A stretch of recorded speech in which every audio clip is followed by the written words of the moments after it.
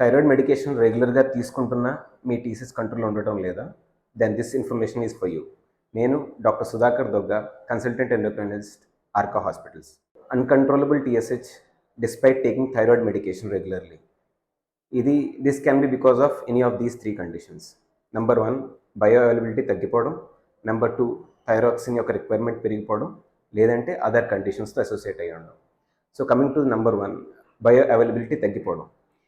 ఇది మెయిన్గా అయ్యే కారణాలు ఏంటంటే, మనం తీసుకునే థైరాయిడ్ మెడికేషన్ డోసేజ్ సరిపోకపోవడం, లేదంటే థైరాయిడ్ మెడికేషన్ రెగ్యులర్గా తీసుకోకపోవడం, లేదు రెగ్యులర్గా తీసుకుంటున్నా దీంతోపాటు మనం అదర్ మెడికేషన్స్ లైక్ కాల్షియం కానీ, ఐరన్ సప్లిమెంట్స్ కానీ, లేదంటే గ్యాస్ట్రిక్ మెడికేషన్ తీసుకుంటుండడం, లేదంటే సేమ్ టైంలో కాఫీ తీసుకోవడం వల్ల ఈ థైరాయిడ్ మెడికేషన్ యొక్క అబ్జర్ప్షన్ అనేది తగ్గిపోయి బయో అవైలబిలిటీ తగ్గిపోతుంది. Next, second condition, increased thyroxine requirement.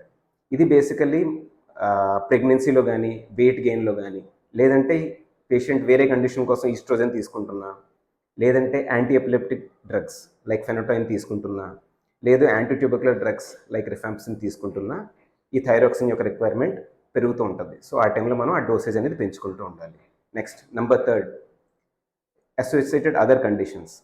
ఒకవేళ పేషెంట్కి కోఎగ్జిస్టింగ్ ఎడ్రినల్ ఇన్సఫిషియన్సీ ఉన్నా, లేదంటే ఒక్కొక్కసారి టీఎస్హెచ్, ఎస్హెచ్ఏసే ల్యాబ్లో ఏమైనా ఇంటర్ఫరెన్స్ ఉన్నా ఈ టీఎస్హెచ్ అనేది అబ్నార్మల్గా మనకు కనిపించవచ్చు. So identifying the root cause and treating accordingly is the key. ఇలాంటి హెల్త్ ఇన్ఫర్మేషన్ వీడియోస్ కోసం ప్లీజ్ డూ ఫాలో అస్.